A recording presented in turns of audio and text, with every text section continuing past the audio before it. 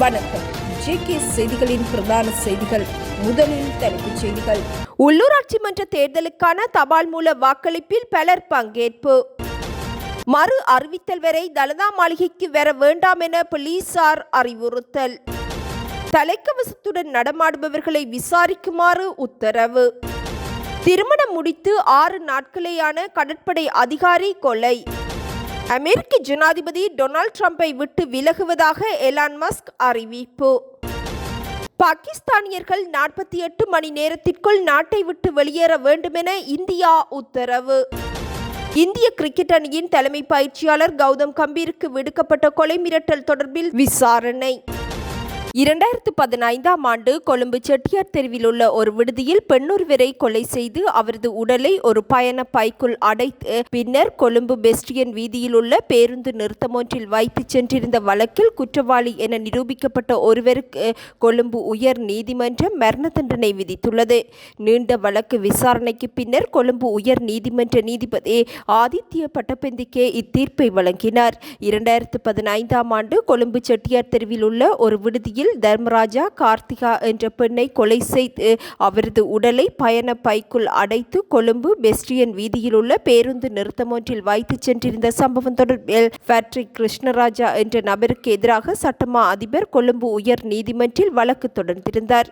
நீண்ட விசாரணைக்கு பிறகு கொழும்பு உயர் நீதிமன்ற நீதிபதி ஆதித்ய பட்டபெந்திக்கே தீர்ப்பை அறிவித்து தொடர்புடைய குற்றச்சாட்டுகளில் பிரதிவாதி குற்றவாளி என கண்டறிந்தார். தண்டனை விதிக்கப்படுவதற்கு முன்னர் நீதிமன்றில் ஆஜரான பிரதிவாதி குற்றச்சாட்டுகளில் தான் நிரபராதி என குறிப்பிட்டிருந்தார். இருப்பினும் குற்றம் சாட்டப்பட்டவர் மீது அரசாங்க தரப்பால் சுமத்தப்பட்ட குற்றச்சாட்டுகள் நியாயமான சந்தேகத்திற்கு இடமின்றி நிரூபிக்கப்பட்டுள்ளதனால் அவர் குறித்த குற்றச்சாட்டுகளில் குற்றவாளி என கண்டறியப்பட்டு மரண தண்டனை விதிக்கப்படுவதாக நீதிபதி தனது தீர்ப்பில் குறிப்பிட்டுள்ளார். வருடாந்தம் தலதா வழிபாட்டு நிகழ்வை நடத்துவது தொடர்பான முன்மொழிவை மகாநாயக்க தேரர்கள் மற்றும் தியவடன நிலைமையிடம் முன்வைக்க உள்ளதாக மத்திய மாகாண ஆளுநர் பேராசிரியர் சரத் அபேகோன் தெரிவித்துள்ளார். இன்று காலை அரசாங்க அதிபர்களுடனான விசேட சந்திப்பை தொடர்ந்து ஊடகங்களுக்கு கருத்துரைக்கும் போதே அவர் இதனை குறிப்பிட்டார்.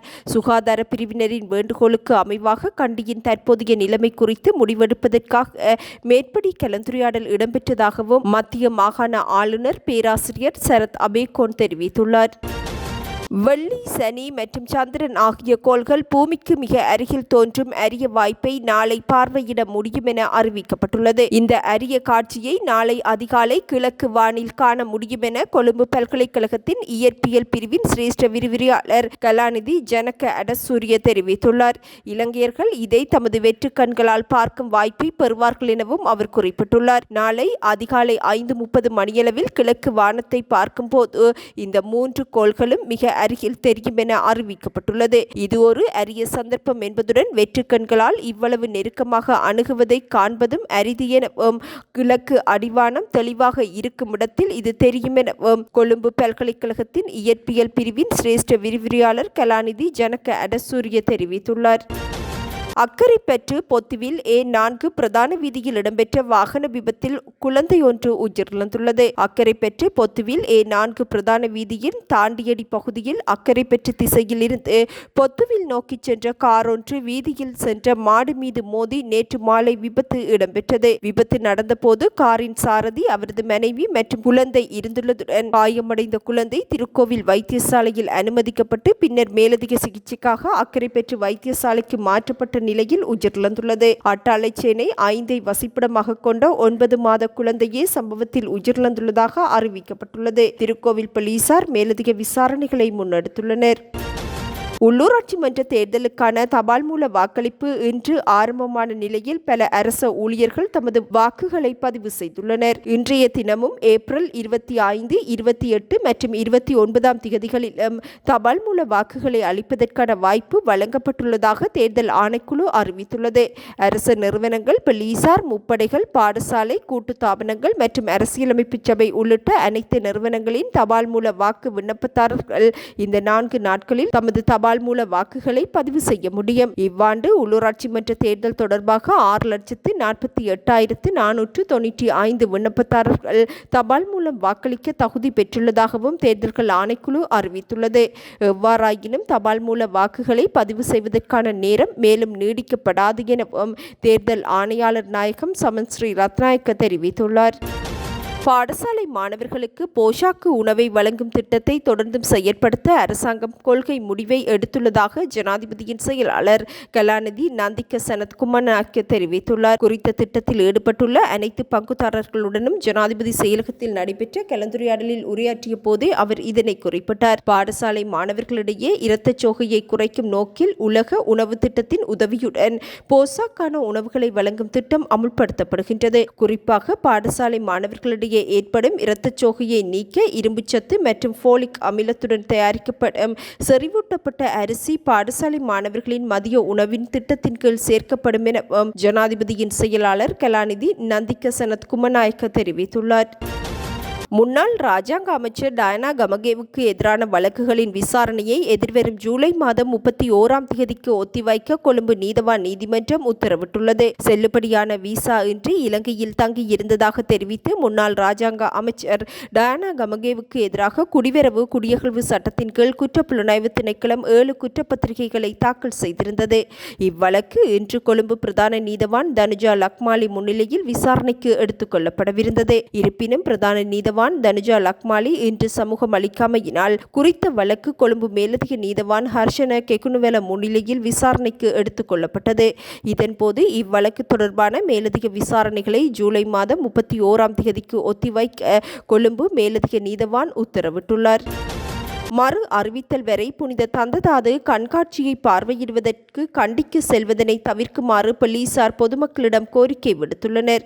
குறித்த கண்காட்சியை பார்வையிடுவதற்காக வரிசையில் காத்திருந்த பெண் ஒருவர் நேற்று உயிரிழந்தார். இவருக்கு ஏற்பட்ட திடீர் நோய் நிலைமையை அடுத்து அவர் வைத்தியசாலையில் அனுமதிக்கப்பட்ட பின்னர் உயிரிழந்தார். மேலும் சிலர் வெவ்வேறு பிரச்சினைகளை எதிர்நோக்கிய நிலையில் வைத்தியசாலையில் அனுமதிக்கப்பட்டுள்ளனர். இந்நிலையில் வழிபாடுகளுக்காக பக்தர்களின் வருகை அதிகரித்துள்ளமையினால் மறு அறிவித்தல் வரை புனித தந்ததாது கண்காட்சியை பார்வையிடுவதற்கு வருவதனை தவிர்க்குமாறு போலீசார் கோரிக்கை விடுத்துள்ளனர். ஏற்கனவே அதிகளவிலான மக்கள் வரிசையில் காத்திருப்பதாகவும் போலீசார் குறிப்பிட்டுள்ளனர். இலங்கை தலைமன்னாரில் இருந்து இந்திய கடல் எல்லை வரை உள்ள மணல் தீடைகளுக்கு சுற்றுலா படகு சேவையை ஆரம்பிக்க அந்நாட்டு அரசாங்கம் தீர்மானித்துள்ளது. ராமேஸ்வரம் அருகே தனுஷ்கோடியில் இருந்து இலங்கையின் தலைமன்னார் வரையிலான கடல் பகுதியில் 13 மணல் தீடைகள் உள்ளன. இவற்றுள் 6 தீடைகள் இந்திய பகுதியிலும் 7 தீடைகள் இலங்கை கடற்படையிலும் உள்ளன. இந்நிலையில் இலங்கை அரசாங்கம் சுற்றுலாவை மேம்படுத்தும் வகையில் அந்நாட்டின் கடல் எல்லை பகுதிக்குள் உள்ள மணல் தீடைகளுக்கு படகு சேவையை ஆரம்பிக்க திட்டமிட்டுள்ளது. இதற்கான ஆலோசனை கூட்டம் மன்னாரில் உள்ள மாவட்ட ஆட்சியர் அலுவலகத்தில் நேற்று நடைபெற்றது. தலைமன்னாரில் இருந்து 1வது, 2வது, 5வது மற்றும் 6வது தீடைகளில் படகு சவாரியை நடத்துவதற்கு இதன்போது தீர்மானிக்கப்பட்டது. 3வது மணல் தீடையில் இலங்கை கடற்படையினர் முகாமிட்டு பாதுகாப்பு பணியில் ஈடுபட்டு வருவதனாலும் 4வது தீடையில் பறவைகள் அதிகளவில் தங்கியுள்ளதனாலும் 7வது தீடை சர்வதேச கடல் எல்லை அருகே உள்ளமையினாலும் இந்த 3 தீடைகளுக்கு மாத்திரம் சுற்றுலா படகு சவாரியை மேற்கொள்ள வேண்டாம் எனவும் அறிவிக்கப்பட்டுள்ளது. பாதுகாப்பு தலைக்கவசம் அணிந்து சந்தேகத்திற்கிடமான முறையில் நடந்து கொள்ளும் நபர்கள் தொடர்பில் சோதனை செய்யப்பட வேண்டும் என போலீஸ் தலைமையகம் அனைத்து போலீஸ் அதிகாரிகளுக்கும் அறிவுறுத்தியுள்ளது. அறிக்கையொன்றை வெளியிட்டு போலீஸ் தலைமையகம் இதனை தெரிவித்துள்ளது. மோட்டார் சைக்கிளில் செல்லும் போது மாத்திரமே தலைக்கவசம் அணிவது கட்டாயம் என்றாலும் அது சாரதி மற்றும் பின்னால் அமர்ந்திருப்பவரின் பாதுகாப்பிற்காக மாத்திரமே அணிய வேண்டும் என அறிவிக்கப்பட்டுள்ளது. எனவே மோட்டார் சைக்கிளில் பயணிக்காத போது பாதுகாப்பு தலைக்கவசம் அணிந்து சந்தேகத்திற்கிடமான முறையில் நடந்து கொள்வது கண்டறியப்பட்டால் அந்நபரையும் அவரது உடைமைகளையும் ஆய்வு செய்யுமாறு அனைத்து போலீஸ் அதிகாரிகளுக்கும் போலீஸ் தலைமையகம் அறிவுறுத்தியுள்ளது. மூளையில் ஏற்பட்ட கிருமி தொற்று காரணமாக 2 பிள்ளைகளின் தந்தை ஒருவர் உயிரிழந்துள்ளார். குடவத்தை துன்னாலை பகுதியில் இச்சம்பவம் இடம்பெற்றுள்ளது. அதே இடத்தைச் சேர்ந்த மணியம் ஜெகதீஸ்வரன் என்ற 34 வயதுடைய 2 பிள்ளைகளின் தந்தையே உயிரிழந்துள்ளதாக போலீசார் தெரிவித்துள்ளனர். குறித்த குடும்பஸ்தர் திடீர் உடல்நலக் குறைவு காரணமாக பருத்தித்துறை ஆதார வைத்தியசாலைக்கு கொண்டு செல்லப்பட்ட போது அவர் உயிரிழந்துள்ளார். பிரேத பரிசோதனையில் மூளையில் ஏற்பட்ட கிருமி தொற்று காரணமாக அவரது உயிரிழப்பு சம்பவித்துள்ளமை கண்டறியப்பட்டுள்ளது. ஜம்மு காஷ்மீர் மாநிலத்தின் பகல்காமில் இடம்பெற்ற பயங்கரவாத தாக்குதலில் 28 பேர் கொல்லப்பட்டுள்ளதாக இந்திய ஊடகங்கள் செய்தி வெளியிட்டுள்ளன. நேற்றைய தினம் இடம்பெற்ற துப்பாக்கிச் சூட்டு சம்பவத்தில் திருமணம் முடித்து 6 நாட்களே ஆன 26 வயதுடைய நபர் ஒருவரும் கொலை செய்யப்பட்டுள்ளார். இந்திய கடற்படையைச் சேர்ந்த 26 வயதான லெப்டினன்ட் வினய் நர்வால் என்பவரே இவ்வாறு கொல்லப்பட்டுள்ளதாக அறிவிக்கப்பட்டுள்ளது. குறித்த இளைஞர் திருமணம் செய்து கொண்டவர் என்பதுடன் திருமணம் செய்து 6 நாட்கள் மாத்திரமே கடந்துள்ளதாகவும் அறிவிக்கப்பட்டுள்ளது. திருமணத்திற்கு பின்னர் ஜம்மு காஷ்மீர் பகுதிக்கு அவரது மனைவியுடன் சுற்றுலா சென்றிருந்த போதே இவர் கொல்லப்பட்டுள்ளமையும் குறிப்பிடத்தக்கது. அமெரிக்க ஜனாதிபதி டொனால்ட் ட்ரம்பின் வரிக் கொள்கையை தடுக்க கோரி சர்வதேச வர்த்தக நீதிமன்றத்தில் டொனால்ட் ட்ரம்ப் நிர்வாகத்திற்கு எதிராக 12 அமெரிக்க மாநிலங்கள் வழக்கு தொடர்ந்துள்ளன. இவ்வாறு வரி விதிப்பது சட்டவிரோதமானது எனவும் நாட்டின் பொருளாதாரம் குழப்பகரமான ஒரு சூழ்நிலைக்கு தள்ளப்பட்டுள்ளதாகவும் தமது குற்றச்சாட்டில் குறிப்பிட்டுள்ளனர். இதன்படி இந்த வழக்கில் Oregon, Arizona, Colorado, Nevada, New Mexico, New York மற்றும் வெர்மண்ட் உள்ளிட்ட பல மாநிலங்கள் பிரதிவாதிகளாக பெயரிடப்பட்டுள்ளன. இதேவேளை அடுத்த மாதத்திற்குள் ட்ரம்ப் நிர்வாகத்தில் இருந்து முழுவதுமாக வெளியேறி விடுவேன் என உலக பணக்காரர்களில் ஒருவரும் டெஸ்லா நிறுவனத்தின் அதிபருமான எலான் மஸ்க் அறிவித்துள்ளார். அமெரிக்க ஜனாதிபதியாக டொனால்ட் ட்ரம்ப் பதவியேற்றதை தொடர்ந்து அரச நிர்வாக செலவுகளை குறைப்பதற்காக டாட்ஜ் என்னும் புதிய துறை உருவாக்கப்பட்டது. அதன் செயலாளராக எலான் மஸ்க் பொறுப்பு வகித்து வந்தார். தொடர்ந்தும் நிர்வாகத்தில் மாற்றங்கள் கொண்டு வந்த நிலையில் அரசாங்கத்தின் ஒருநாள் செலவில் இருந்து 34,000 கோடி ரூபாய் வரை குறைக்கப்பட்டது. இந்நிலையில் ட்ரம்புடன் இணைந்து கொண்டு எலான் மஸ்க் செயற்படுவதனால் அவருடைய டெஸ்லா நிறுவனம் உள்ளிட்டவற்றின் பங்குகளின் மதிப்பு மிகவும் குறைவடைந்துள்ளது. நேற்று முன்தினம் ஒரே நாளில் 20% வரை டெஸ்லாவின் லாபம் குறைவடைந்துள்ளது.